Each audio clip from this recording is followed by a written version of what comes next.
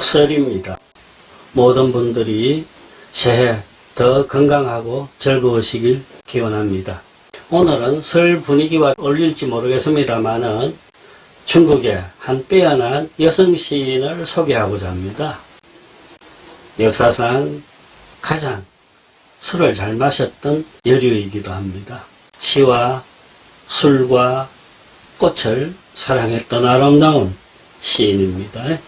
중국 문화사에서는 그녀를 가리켜서 천고 제일전녀라고 그럽니다. 천년에 한 번 나올까 말까 한 빼어난 재주를 가진 여자다, 이런 이야기가 되겠죠. 이청조라는 인물입니다. 1084년에 태어났습니다. 송나라식입니다. 먼저 시 하나를 소개할까요? 여몽령이라는 시입니다. 꿈결같이, 이런 식으로 번역하면 되겠죠. 작야 풍소 풍치한데 농수 불소 잔주로다. 심은 권념인 하니 각도 해당 어이구 하더라. 지부야 엉시 녹비 홍수인 것을. 어젯밤 비가 치고 바람이 드셨는데 나는 간밤에 마신 술로 아침이 돼도 깨질 않네. 때마침 주름을 걷는 아이에게 물었더니 뜰에 해당하는 그대로입니다 하네. 네가 보긴 제대로 봤니? 응당 이파리는 무성해 보일지 모르지만은 그새 붉은 꽃이 다 졌음을. 이 시가요, 이청조 17살 나이에 쓴 시로 알려져 있습니다. 17살 처녀아이가 술을 그렇게 마셨다는 것도 경이롭고, 그 술 기운 뒤에 끌고 오는 시적 감각이 또한 놀랍습니다. 17살에 지은 시에서도 나타났듯이 태어난 시적 재능이 있는 데다가 그의 못지않은 환경이 있었을 거라는 추측이 가능합니다. 아니나 다를까 이청조는 아주 대단한 집에서 태어났어요. 아버지가 시인이었어요. 특히 송나라 최고의 시인 소동파가 있죠. 소동파의 제자였습니다. 아버지가 그러한데 어머니 쪽 또한 외할아버지가 재상을 지냈을 정도로 큰 집안이었습니다. 그러다 보니까 어린 시절부터 그 문화적 그리고 부유한 환경 속에서 서화들을 가까이 하면서 이러한 소양을 키웠다라고 볼 수 있습니다. 이청조는 오늘날 산동성 제남, 산동에서 제일 큰 도시죠. 제남시 진안에서 태어났습니다. 거기서 유년기를 보내고 이후 아버지를 따라서 수도 변경으로 갑니다. 변경이 오늘날 카이펑입니다. 송나라 수도. 거기서 그 번화한 문물 속에서 그리고 온 집안은 책들과 골동품으로 쌓여져 있었기에 그런 데서 아동기를 보내게 된 겁니다.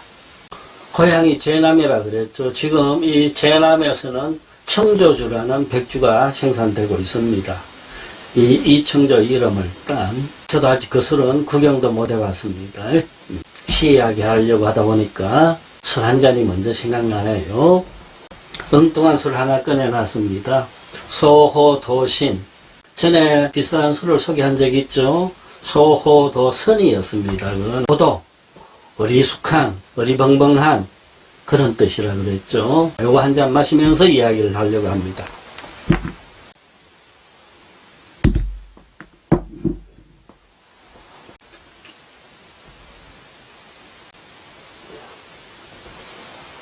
설날 아침에 마시는 52도 빼갈. 자극적이네요. 17살에 여몽령이라는 시를 지으면서 벌써 이름을 온 수도에 떨쳤습니다. 이청조는 이듬해 18 나이에 결혼을 합니다. 신랑은 3살 위인 조명성이라는 대학사였어요. 진사생은 급제 후에 성균관에 가서 공부하는 친구들입니다. 둘은 아주 금슬이 좋았어요. 무엇보다도 공통의 취향이 있었습니다. 첫째가 시화였어요. 시와 그림에 대해서 둘이가 관심이 그렇게 깊었고, 무엇보다도 그 시대 여성으로서는 드물게 금성문에 조예가 깊었습니다.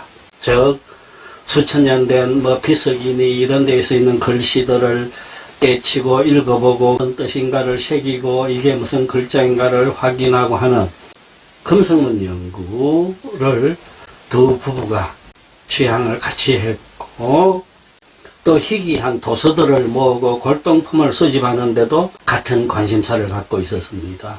이렇듯 사이좋게 신혼년을 보내고 했는데 그 기간이 오래 가지를 못합니다. 아버지가 높은 관리이다 보니까 곧바로 정쟁에 휩쓸리게 됩니다. 공교롭게도 시아버지하고 친정아버지가 반대파였어요. 자연 시아버지와 며느리 사이도 좋지가 않게 됐어요.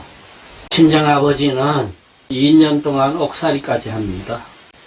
아버지를 구해내려고 이 청년은 또 발벗고 뛰어다니기도 하는 그런 시절이 있었습니다. 다행히 2년 만에 아버지가 옥에서 나왔는데 다른 형벌이 떨어집니다. 뭐냐? 그 자녀들은 더 이상 서울에 살 수 없다라는 나라의 명이 있었어요.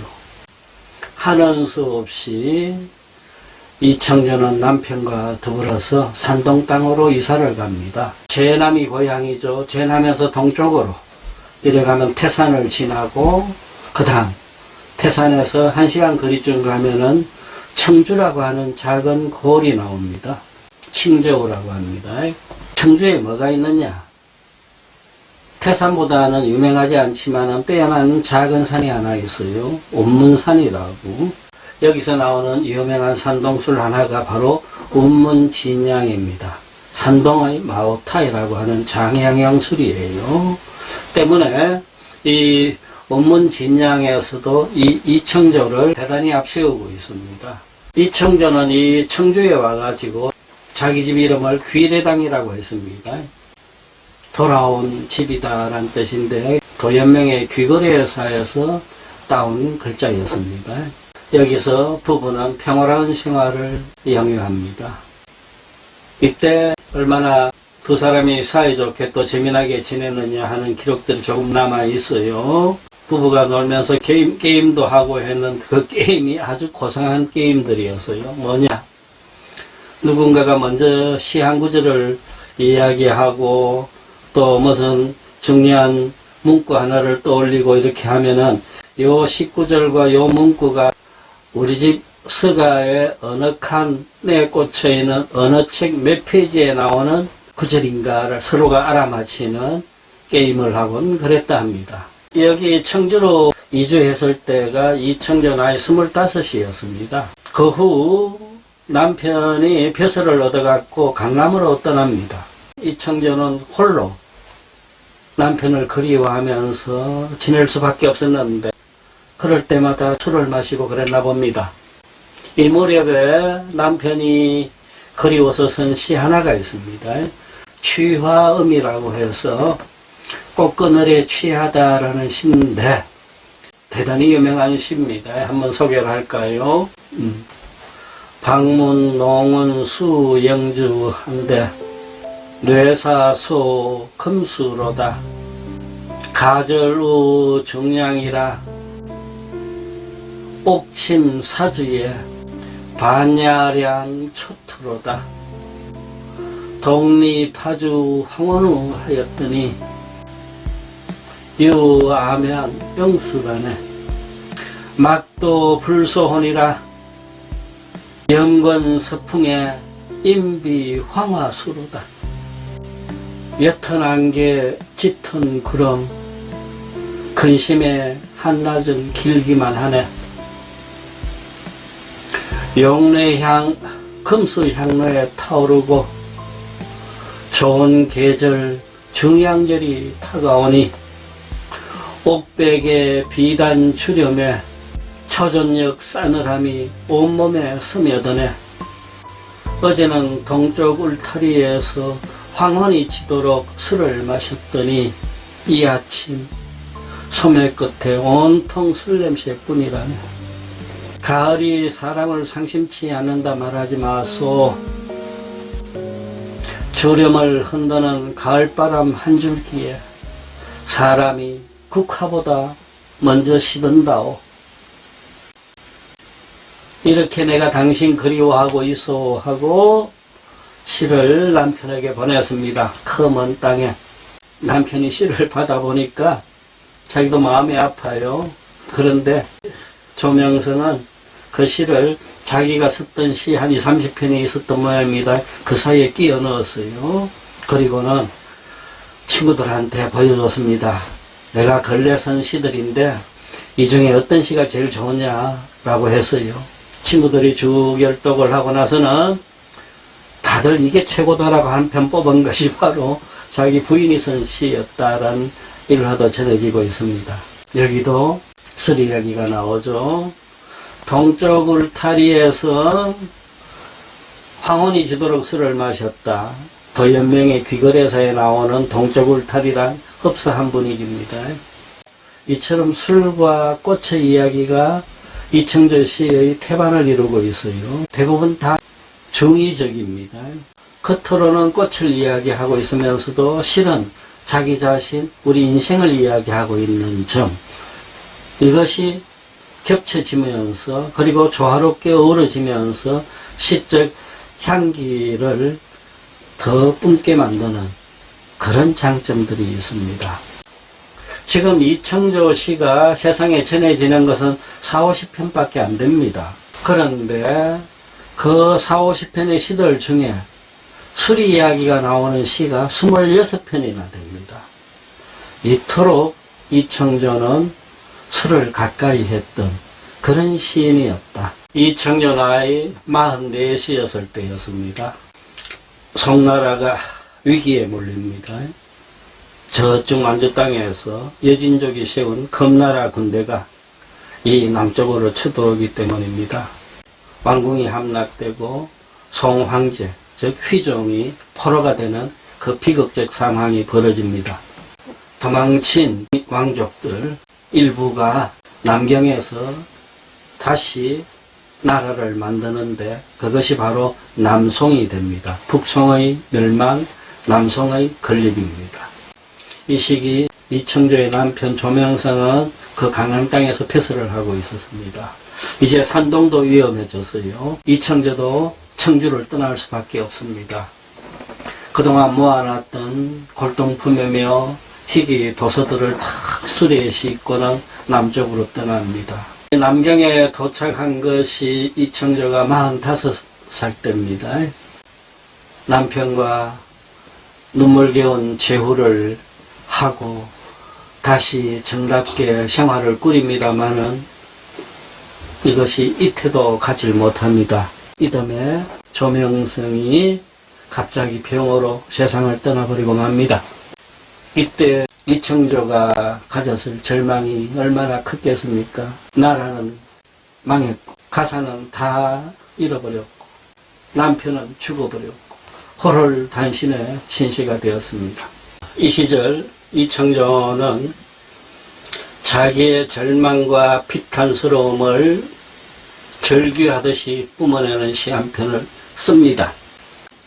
오늘날 그 시를 읽는 이들도 절로 가슴이 메어지는 그런 느낌을 줍니다. 심심명명하고 냉랭청청하니 처처참참 척척이로다.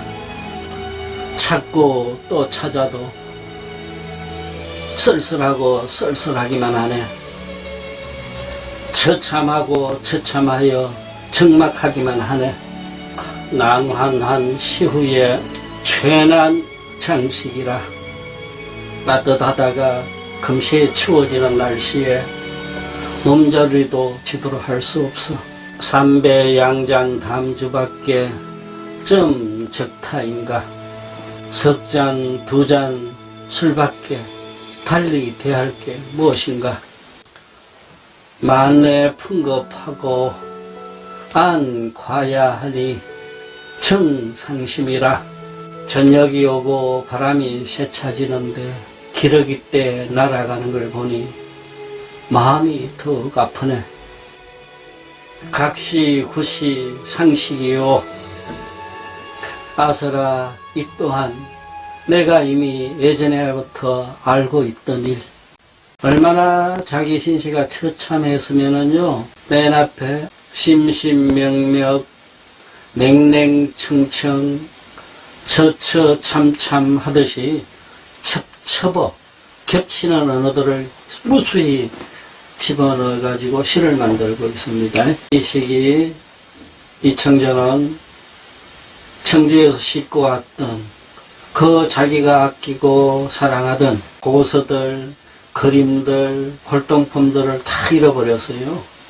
뭐 물론 몇 개는 양식으로 바꾸고도 했지만은 남들이 다 집에 가버린 겁니다. 이 무렵에 장여주라는 사내가 나타납니다. 이청조하고 나랑 같이 살자라고 합니다. 기록에 의하면은 이청조는 그와 재혼을 합니다. 그런데 이 장여주는 아주 욕심이 많은 사내였어요. 이청조가 그 귀한 골동품과 서화들을 그대로 갖고 있는 줄 알고 그것이 탐이 나서 결혼하자 했던 것이었습니다. 그런데 혼인을 하고 보니까 하나도 없어. 그때부터 여자를 때리고 욕하고 막 그랬던 모양입니다. 참다 못해서 이청조가 장여주를 고발을 했어요. 그런데 당시 그 남성의 법에 의하면은 남자가 어떤 뭐 잘못을 하든 간에 여자가 남편을 고발을 하면은 여자가 2년 동안 징역받는 그런 벌이 있었답니다. 그래서 이청조가 옥에 들어갈 뻔 했는데 아는이가 겨우 구해줘서 그 화를 면했다라는 이야기도 있습니다. 그리고 또 다른 학설은 이 전체를 부정합니다. 결혼을 다시 한 일이 없다라는 주장입니다. 아무튼 이청조는 결국 72살 나이에 이 아름답고 한많은 세상을 떠납니다. 그 말년의 생애는 잘 알려진 바가 없어요. 그죠? 빼어난 용모에 탁월한 감수성을 지녔던 스스로의 공부에 의해서 다져진 교양, 문화적 자양 이런 것들이 다 보태진 한 여성이 그것을 시로 성화시켜서 뿜어내면서도 거기에 윤활유가 된 것이 그녀의 고통과 비애를 달래준 마지막 위안거리 또한 술이었다라는 점이 의미심장하게 다가오기도 합니다.